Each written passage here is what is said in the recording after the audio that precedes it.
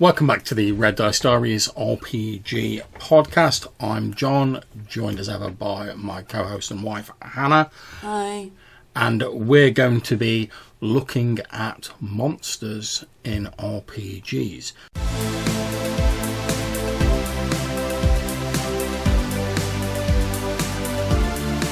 And not just monsters in general, a specific monster. But we thought to make this a little bit more fun for us, we're going to pick a monster at random. So Hannah, how do you think we can randomly pick a monster then? So I've got a D30 in one hand and Classic D30. The classic second ed monster manual in the other. That's the AD&D second ed monster manual. I've rolled a 23, so that will be a W. Okay. And the first thing on W is Living Wall. Alright, that's a random one. Okay, so let's turn to page 224 and see what the AD&D second edition monster manual says about the Living Wall. Well, it's got a double page all to itself. Okay, so the AD&D second edition monster manual says living walls appear to be normal walls of stone or brick, although they radiate both evil and magic if detected. Improvision doesn't detect any peculiar patterns. However, characters who cast a true seeing or appear through a gem of seeing will see past the illusion. The wall consists of greying and sinewy flesh, of faces, hands, broken bones, feet and toes jutting from the surface. Characters within 5 yards can hear low moans of horror. The living wall contains the melded bodies of humanoids and monsters who died within 100 yards since its creation. Those who fight a living wall are absorbed into it and actually strengthen it. And there's a little gruesome picture here of a wall with skeletal hands and skulls embedded in it. Very Cronenberg from the sounds of things. Yeah. Just your sort of monster.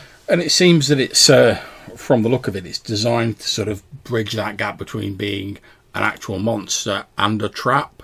Because although it's a monster, it's not a monster in this typical sense of it just runs up to you and it starts attacking you. It's just a wall that's there, but when you try and climb over it or you try and overcome it like you would do with a normal wall, you can get absorbed into it, or if creatures die within a distance of it, their sort of bodies get pulled into the wall. And it says here in the ecology section that chaotic evil mages occasionally create these. The exact method is unknown, but several years of preparation are required. Apparently they also arise spontaneously in Ravenloft. So if you're taking a bit of a journey into the mists, you might want to be on the lookout for the old bricks and mortar. So, do they exist in the current version of D&D?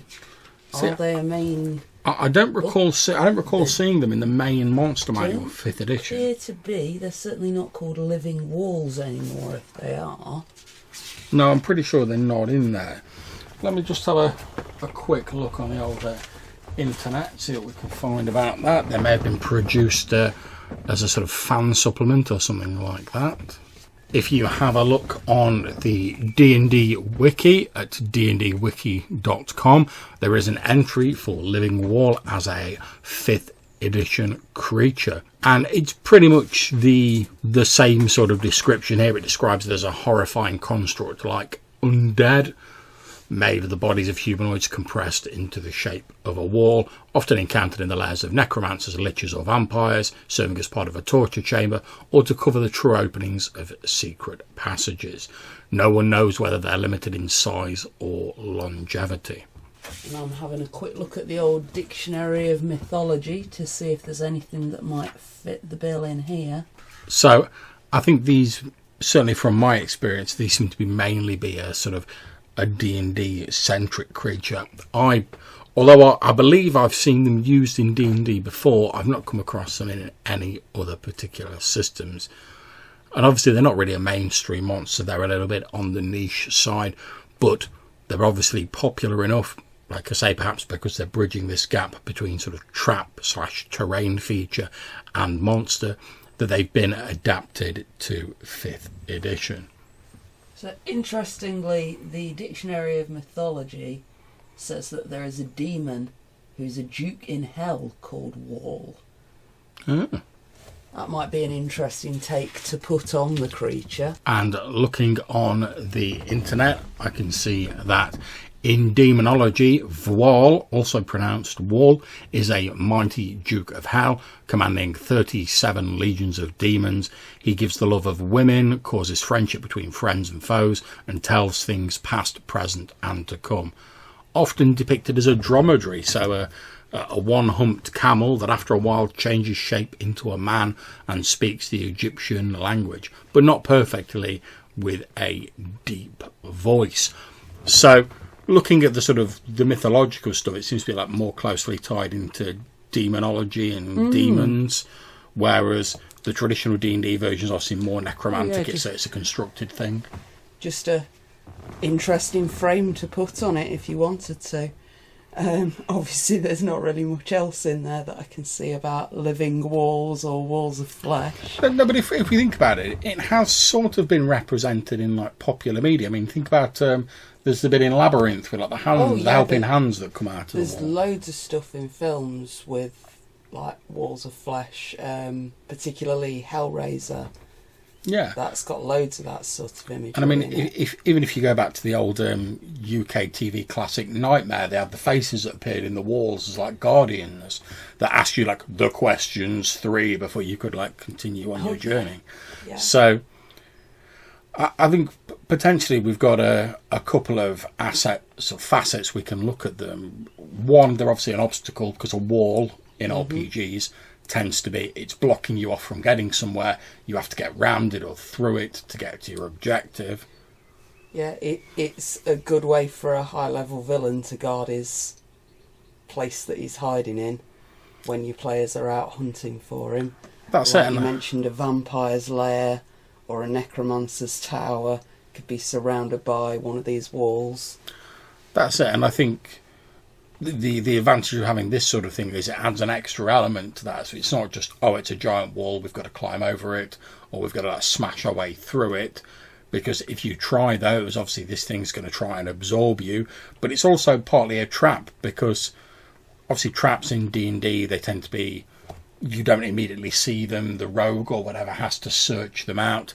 And per the description in both the AD&D Monster Manual and the D&D Wiki, these things have almost like an illusion that makes them look like a normal wall. Yeah. So you're not instantly going to see them and think, necromantic bad guy I've got to take on in combat.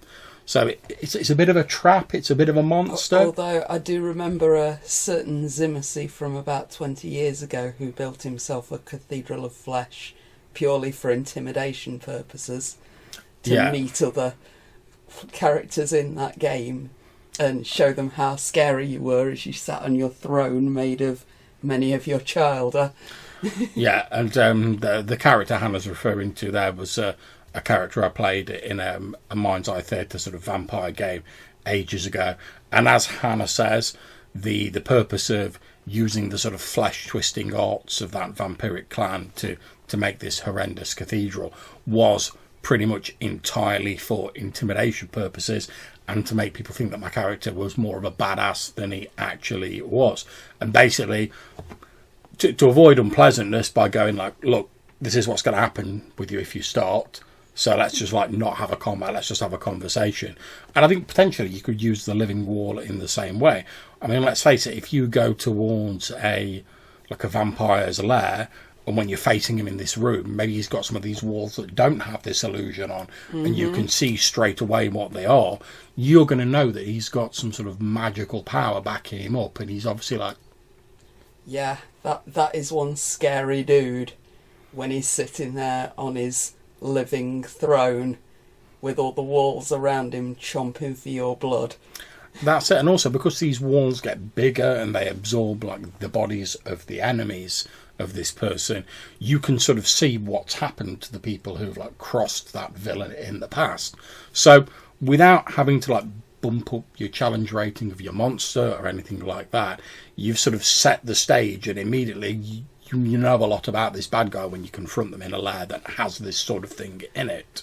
Well, yeah, that's another element. Anyone that's going to create it or make use of it is going to be properly depraved And you might find you've got a couple of players that might be a bit too squeamish about that if you make it too gruesome. Yeah, so I mean, make sure you do pitch this to your player group. You could potentially put a group of 10-year-olds up against this as a D&D monster and play down the like gruesome elements, but say, it's got a few arms sticking out of it with a sword in or whatever. Yeah, I mean, it's a lot of it's how you describe it, isn't it? I mean, if you've got got players who are into it, you can describe like the sort of moaning souls trapped in the wall and these like bony hands reaching out and stuff like that. But if you've got players who are maybe a little bit more on the squeamy side, you can still use monsters like this, but you can just play down those horrific elements a little bit if you need to.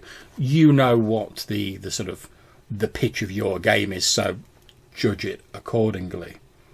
So, can you think of any other potential usage you could use aside from intimidation factor you could use this living wall for? Well, obviously, as you say, it is a fairly brutal trap. Sort of vaguely Shining-esque almost. That idea of walking down the corridor and it seems like a perfectly normal building, and then suddenly you realise you're actually walking on flesh and all the walls around you are made of flesh, but by then it's too late, it's already got you. I tell you what it reminds me of as well. You know that that scene in Poltergeist where she gets like pulled into the TV and like the hands sort of reach out of the TV. Yeah. It reminds me of that. And obviously, just because it's called the living wall doesn't mean you couldn't take that idea and use it for other things. It could be the floor of a chamber. It could be like a portrait or a picture that entraps people's souls. Yeah, like that scene at the start of The Frighteners, and obviously that's like a ghost. But it's just like they've used, I think, some sort of very stretchy fabric and somebody leaning against it, but it looks like there's a figure coming pushing out of the wall, yeah. And then he goes behind a painting and pushes through the painting. That's a really good image as well. Yeah, and I mean, especially if you're running a horror game with these horror themes into it, the scenery can add an awful lot to your descriptions and to the atmosphere of a game like that. But having a creature like this, which is potentially a monster for argument's sake, but is also part of the scenery, it's a handy bridge over that sort of gap. If you choose to highlight it, it can be used for like that proper sort of dark element. If you like choose to think about all the people that have gone into it, and the fact that they have no longer got any control over what they're doing.